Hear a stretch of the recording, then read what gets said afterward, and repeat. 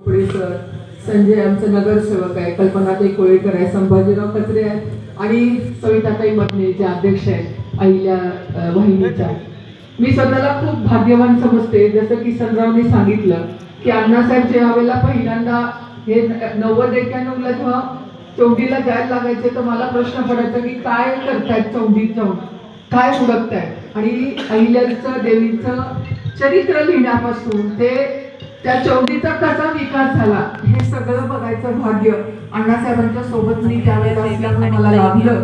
आणि एक पूर्ण अहिल्या देवींचा इतिहास, त्या पुस्तकाचं प्रकाशन आणि त्यांनी केलेल्या कार्याची ओळख झाली. आम्ही नेहमी महिला जिजाऊ अहिल्या आणि सावित्रीबाईला वंदन करतो. जेव्हा चौंडीला हे सगळं स्मारक उभं राहिलं, गडी तयार झाली, बाहेर ते सगळं पूर्ण स्मारकाची अहिल्याचा जीवनपट तयार झाला. पहिल्यांदा प्रदेशाध्यक्ष झाल्यावर मी आमच्या महिलांना तिथं घेऊन गेले होते आणि सगळ्यांनी त्यांना वंदन करून आम्ही तिथं थांबलो होतो एक दिवस. हे म्हणून म्हटलं की एक चांगला उपक्रम आणि अण्णासाहेबांचं द्रष्ट नेतृत्व आज जो त्यांनी त्यांचा विस्तार केला आहे, या सगळ्या संस्थाची साक्षीदार मी आहे. सूरगिरणी असू दे, इंजिनिअरिंग कॉलेज असू दे, मुलांशी कसं वागायचं, राजकारणात कसं बोलायचं, कसं महिलांनी पुढं आलं पाहिजे, हे सगळं अण्णासाहेबांच्या नेतृत्वाखाली, त्यांच्या मार्गदर्शनाखाली मी शिकले. आणि आज त्यांचा वारसा चिमणभाऊ चालवत आहे. मी सविता जेव्हा अध्यक्ष झाली तेव्हा मी सांगितलं खूप भाग्यवान आहे, तुला काम करायला मिळते, ते सांगतील तसं वागा. जिल्हा फिरायला तुम्हाला 6 दिवस झाले ही यात्रा चालली आहे. पण मला एक सांगायचं आहे की आत्ताचं जे देशाचं वातावरण आहे, आपण म्हणजे विजयाराजे सिंधिया या भारतीय जनता पार्टीच्या राष्ट्रीय अध्यक्ष असताना त्या ग्वालियरच्या, त्यामुळे त्यांच्या हातात अहिल्या देवीसारखं कायम लिंग असायचं, शिवलिंग घेऊन त्या फिरायच्या. हे मी बघितलेलं आहे. आणि हे पण म्हणून म्हटलं की असा एक संपन्न वारसा हा काय एका त्यांनी ज्योतिर्लिंग करताना जातपात पंथ बघितला नव्हता. पण आत्ताची जी देशाची परिस्थिती आहे त्याच्यामध्ये मला असं वाटतंय की भाऊच्या मागे तर ताकदीनं उभं राहूया, पण आपण सगळे एक होऊया. आता ही काळाची गरज आपली आहे. आमचे जे काय आरक्षणाचे विषय ते मिळत राहतील त्या वेळेला.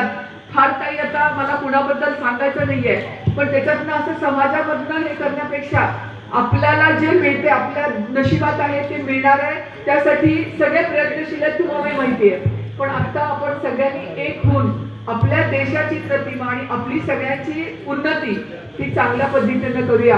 आणि मला असं वाटतं की त्याच्यासाठी जे शिक्षण लागतं ते ज्ञानेश्वर शिक्षण संस्थेच्या राम लक्ष्मण सारखे आपल्या शिवाजीराव हवालदार नाही आहेत. कायम अण्णांनी ते गाडीतनं ज्ञानेश्वर शिक्षण संस्थेसाठी पैसे गोळा करताना आणि ही संस्था उभा करताना अतोनात परिश्रम घेतलेत. आणि आज त्या सैनिकी शाळेचा मुलगा, त्याच्यात कुठलीही अण्णासाहेबांच्या शाळेत काय अशी जातपातीची व्यवस्था नाही, तो मुलगा आज सगळ्या देशभरातनं मलाही फोन येतात की अण्णांच्या शाळेत आमच्या मुलाला घालते. अतिशय सैनिकी स्कूल शाळेला स्वतःच्या मुलाला जेवढं देत नाही एवढं अण्णा प्रेम देतात. इंजिनिअरिंग कॉलेजची मुलं आहेत. आज स्टार्टअपचा एक भावना माहिती, गेल्या 1-2-3 महिन्यापूर्वी आम्ही उद्योग आघाडीचा मेळावा घेतला होता.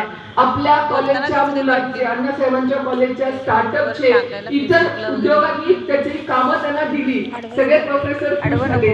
असा एक आपल्या म्हणतो ना देशामध्ये एक अण्णांचं मोठं असं एक व्यक्तिमत्व की ज्यांना नमस्कार करणारे गोपीनाथ मुंडे वंजारी समाजाचे होते, प्रमोद महाजन हे ब्राह्मण समाजाचे होते. अण्णा आमचे भारतीय जनता पार्टीचं त्यांना किती माधवांची कल्पना, माळी, धनगर, वंजारी या सगळ्यांना एकत्र, मासं फरांदे होते.